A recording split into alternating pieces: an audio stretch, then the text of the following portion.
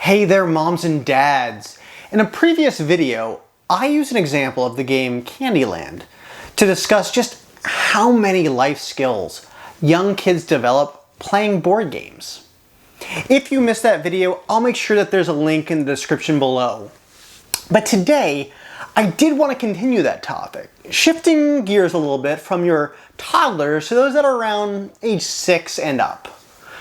Games for older children build on the skills developed when they were younger and include risk-taking, problem-solving, logical reasoning, decision-making, strategizing, analyzing, verbal skills, math skills, money concepts, creativity, and flexibility. Motor development includes quick reflexes, a steady hand, and fine motor control as they learn to manipulate smaller and more intricate pieces. A perfect example of all of this is Jenga. While I expect most of you have probably played Jenga and are quite familiar with it, as a quick refresher here, Jenga is a game that's designed for building. The goal is to build a tower of blocks as high as you can, taking out one block at a time and then placing it on the top, with the game ending when the whole thing comes crashing down. Now, the game is really designed to be a competition. Each player tries to make the tower just as precarious as possible in an attempt to make another player knock the tower down when they try to remove a block of their own.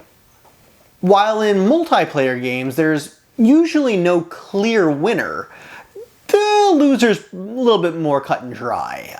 If there are two players, as you oftentimes get down to, obviously one is the winner and the other is the loser.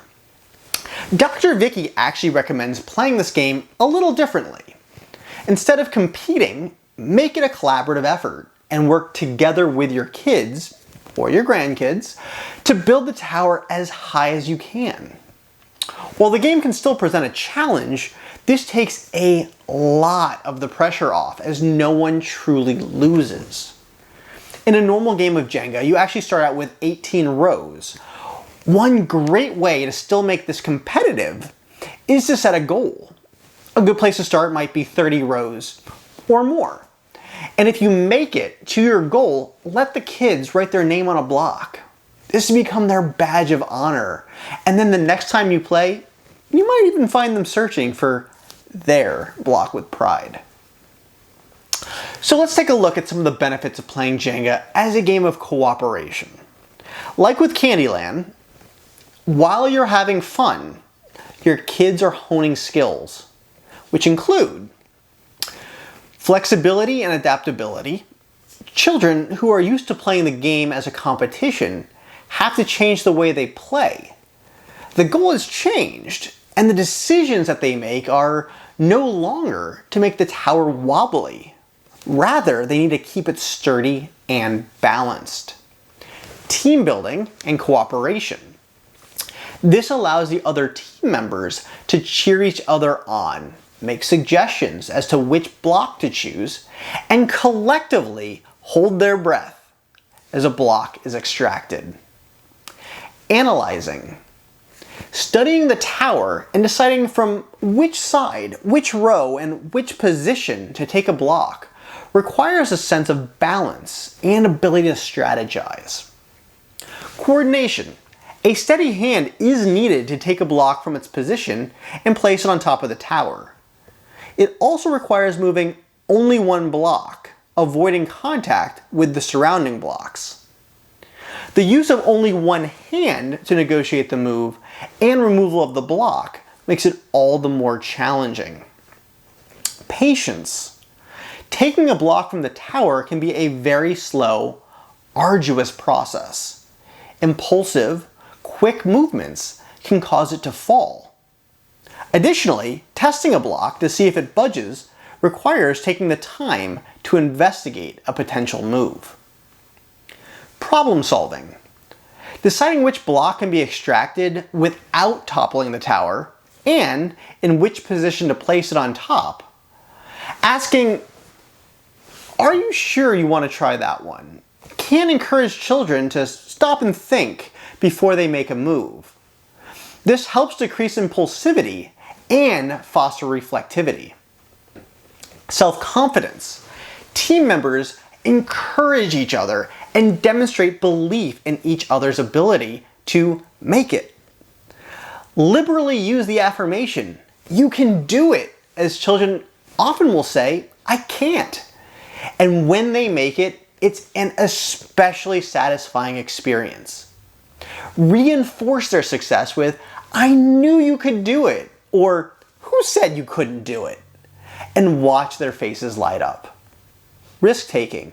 "Wow, you were so brave to go for that one," or "I would have been too scared to try that." Leave the player with a sense of mastery.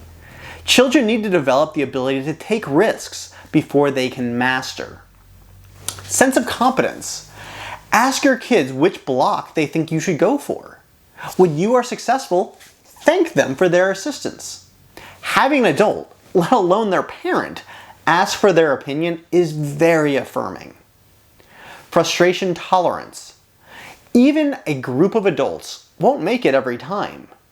Kids need to learn how to handle defeat. Determination.